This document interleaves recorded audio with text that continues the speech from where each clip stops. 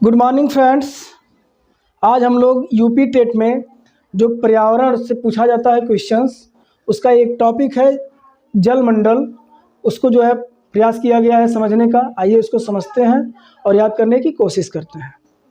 तो आइए देखा जाए जलमंडल। तो सबसे पहले हम लोग ये जान लेते हैं कि जलमंडल की आवश्यकता कहाँ पड़ती है, कहाँ कहाँ पर हम लोग पढ़ते हैं। जब हम लोग पढ़ते हैं जीवमंडल के बारे में, तो उसमें ये देखा जाता है जीवमंडल तीन चीज़ों से मिलकर बना है।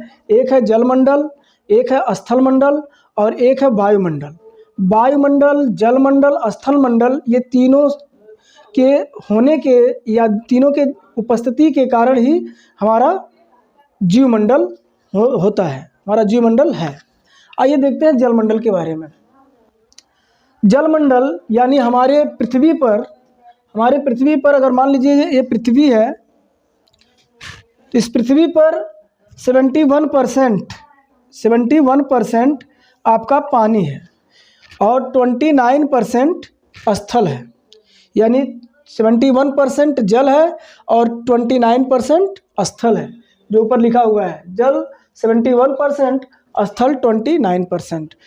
इसका मतलब अगर तीन हिस्सा देखा जाए, हिस्से में इसको बांट दिया जाए, तो तीन हिस्से में 2 हिस्सा जल है और 1 हिस्सा स्थल है। इसका मतलब 2/3 पूछा जाता है एग्जाम में, 2/3 भाग जल है पूछा जाता है। और स्थल जब पूछा जाता है तो 1/3 ऑप्शन में होता है। स्थल कितना है तो 1/3 भाग। क्लियर? ये तो क्लियर हो गया एक क्वेश्चन। यहाँ से आगे देखते हैं हम लोग। अब इस 71% को, जो पूरा हमारे पृथ्वी पर जल है, उस 71% को हम 100% पूरा का पूरा पानी मान लें 100%, तो उस 100% का 97.5% महासागरों में होता है पानी।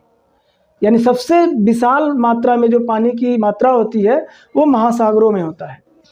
97.5% जो पीने योग्य नहीं होता है। पानी तो बहुत होती है हम लोगों के पास, पानी की मात्रा बहुत सारे हैं। लगता है कि जो है अभी हम लोग कहा जाता है कि सेव द वाटर, लेकिन लोग सोचते हैं कि जब पानी ही है मैक्सिमम और स्थल है तो पानी क्यों बचाया जाता है। तो उसके पीछे यही कारण है कि जो बड़ा मात्रा में पानी है 97.5%, वो पानी नमक उसमें घुला होता है, यानी लवड़ी होता है। वह लवड़ी होने का कारण भी पूछता है एग्जाम में।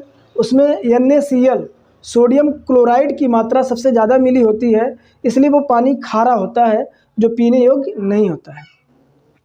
अब बचा आपका 97.5% निकल जाता है, तो 2.5% पानी पीने योग्य बचता है। तो उस 2.5% में ये भी एग्जाम में पूछा गया है, सबसे ज़्यादा मात्रा में किस रूप में वो पानी होती है। तो सबसे ज़्यादा मात्रा में वो पानी बर्फ़ के रूप में होती है 1.5%, और 1% जो बचा वही भूमिगत नदी तालाब के रूप में होती है। अब सोचिए 1% ही पानी हम लोगों को उसमें से पीने के लिए मिल रहा है। क्लियर? अब समझ में आ गया होगा कि पानी क्यों कहा जाता है सेव द वाटर।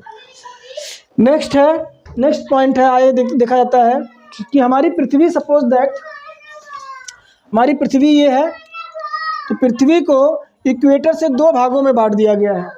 ऊपर को उत्तरी गोलार्ध बोला जाता है और नीचे को दक्षिणी गोलार्ध बोला जाता है।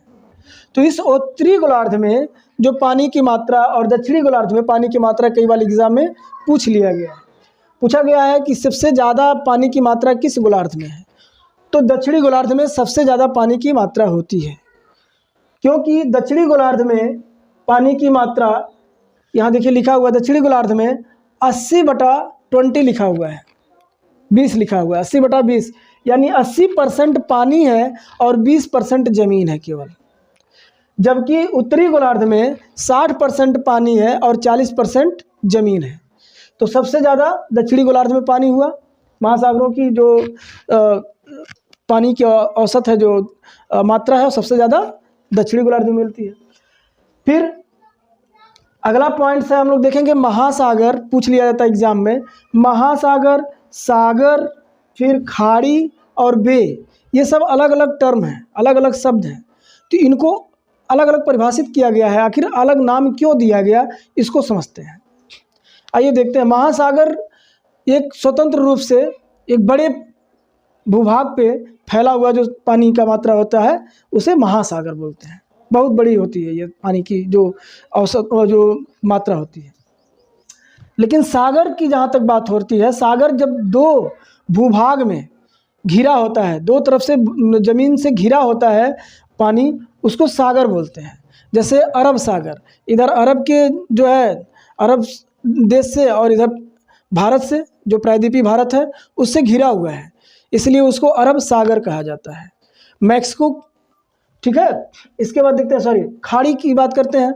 तो खाड़ी क्या होता है, यह जमीन के कुछ भूभाग में घुसा होता है पानी, जैसे इस तरह से कुछ इसमें पानी घुसा होता है, ऐसे बना होता है इसमें जैसे पानी घुस रहा हो, तो उसको खाड़ी बोलते हैं, सॉरी इसको खाड़ी बोलते हैं। और कुछ बे किसको बोलते हैं, जैसे बे ऑफ बंगाल, बंगाल में हमने देखा, तो बंगाल में तीसरी तरफ से कुछ छोटे छोटे द्वीपों से घिरा होता है, जैसे अंडमान निकोबार द्वीप समूह से वो घिरा हुआ है, इसलिए उसको बे बोलते हैं, बे ऑफ बंगाल बोलते हैं। क्लियर। तो कहीं कहीं पे उसको खाड़ी ही बोल देते हैं। तो इस डिफरेंसेस को एग्जाम में पूछा जाता है, इसको बढ़िया से आप लोग समझ लीजिएगा। दूसरी पॉइंट पूछा जाता है कभी कभी एग्जाम में कि सागर की जो लवणता होती है वो उसका औसत क्या होता है। उसकी औसत 35/1000 ग्राम लवणता होती है, यानी 1000 ग्राम पानी निकालेंगे, यानी 1 लीटर हुआ 1000 ग्राम, तो 1000 ग्राम में 35 ग्राम आपका नमक मिलेगा। तो यही उसकी लवणता की मात्रा होती है। ओके, तो यहाँ तक तो समझ में आ गया। तो अब देखते हैं हम लोग सागरों के बारे में। अब इसके बाद नंबर आता है कि हमारे पृथ्वी पर पानी की मात्रा तो जान गए, 71% टोटल पानी है, 29% स्थल है, जमीन है। तो अब देखते हैं हम लोग महासागर कितने हैं, वहाँ से कौन कौन से एग्जाम पूछे जाते हैं। मेन जो आपको पढ़ना है, मुख्य 4 जो है महासागरों के नाम पढ़ना है। एक प्रशांत महासागर, एक अटलांटिक महासागर, एक हिंद महासागर, एक आर्कटिक महासागर। तो ये 4 महासागर पढ़ना है। अंटार्कटिक महासागर कभी कभी महासागर के रूप में उसकी गणना होती है, और कहीं कहीं पे उसको जो है हम लोग जो है द्वीप के रूप में भी जानते हैं, महाद्वीप के बारे में भी। क्यों ऐसा सागर में क्यों काउंट किया जाता है, उसके पीछे भी क्वेश्चन पूछ लिया जाता है।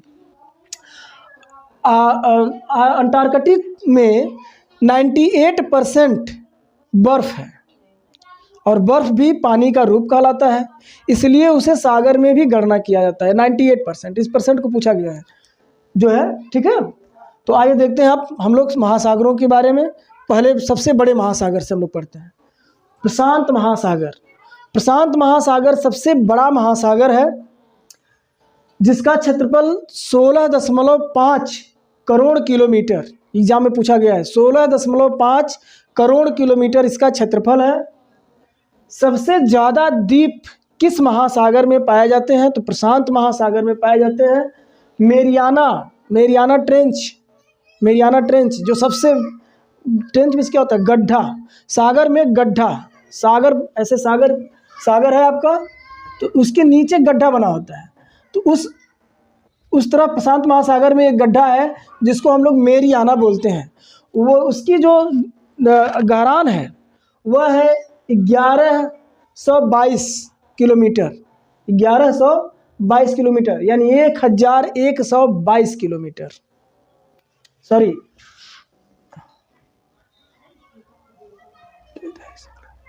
11,022 किलोमीटर, सॉरी 11,22 किलोमीटर इसकी कुल नीचे तक ये गया है।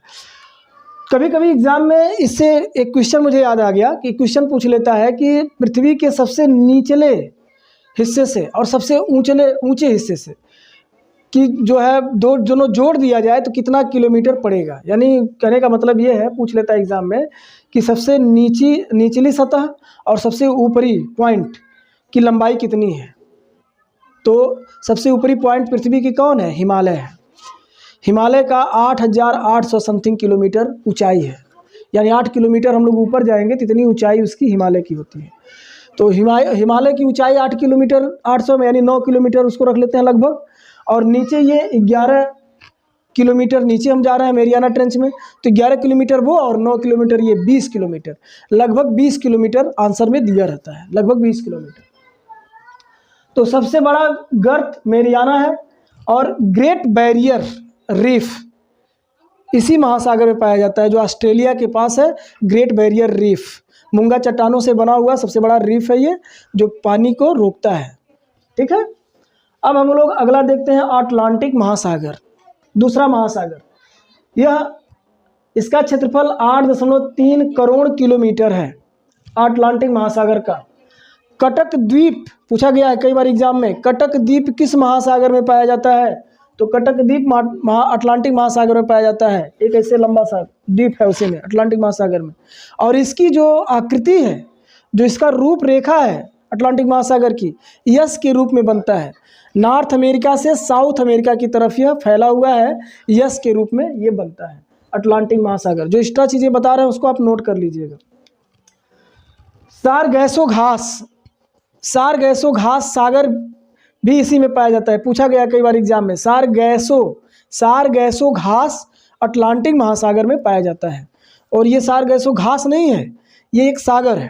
ठीक, आइए देखते हैं हम लोग अगला, हिंद महासागर। ऐसा महासागर जो अपने देश के नाम पर, इंडिया के नाम पे, हिंदुस्तान के नाम पे पड़ा है, हिंद महासागर। तो हिंद महासागर की जो क्षेत्रफल है वो 7.3 करोड़ किलोमीटर है। इस सागर की सबसे बड़ा द्वीप, इस सागर की, मैं प्रशांत महासागर और सागरों की बात नहीं कर रहा हूँ, हिंद महासागर का सबसे बड़ा द्वीप मेडागास्कर द्वीप है, पूछा गया एग्जाम में। और सबसे बड़ा गड्ढा, जैसे इसमें प्रशांत महासागर में मेरियाना गर्त सबसे बड़ा गड्ढा है, उसी तरह इसमें एक गड्ढा है सुंडा गर्त, पूछा गया सुंडा गर्त किस सागर में पाया जाता है? तो वह हिंद महासागर में पाया जाता है। अगला हम लोग देखते हैं आर्कटिक महासागर, सबसे छोटा महासागर है। इसकी कुल क्षेत्रफल 7.3 करोड़ किलोमीटर है। और सबसे बड़ी विशेषता इसका सबसे ठंड महासागर है, क्योंकि यह उत्तरी गोलार्ध में है और सबसे ऊपर ये नॉर्थ पोल में पड़ेगा, जिसकी वजह से वहाँ पे मैंने इसके पीछे की वीडियो में बताया होगा कि आपको जो है बताया था कि सूर्य की रोशनी कम पहुँचती है, डायरेक्ट वहाँ पे रोशनी नहीं गिरती है, इसलिए वहाँ पे हमेशा ठंडी पड़ती है, ठंड रहता है। तो सबसे ठंडा महासागर है इस वजह से ये। तो यहाँ तक क्लियर हो गया आपका। तो इसमें जो छोटे छोटे पॉइंट मैंने बताए सबसे इम्पॉर्टेंट पॉइंट थे, जो कई बार पूछे गए हैं। एक और देख लेते हैं हम लोग, थोड़ा इससे रिलेटेड क्वेश्चन पूछता है कि सबसे ज़्यादा लवणीय झील कौन है? सबसे ज़्यादा लवणीय झील, तो 330 1000 ग्राम में 330 ग्राम नमक मिल जाएगा आपको। देखिए यहाँ पे 35 ग्राम केवल मिल रहा था पूरे सागर का अगर औसत निकाला जाए, लेकिन बान झील में अकेले 330 ग्राम नमक मिलेगा, यानी सबसे लवड़ी झील बान झील है।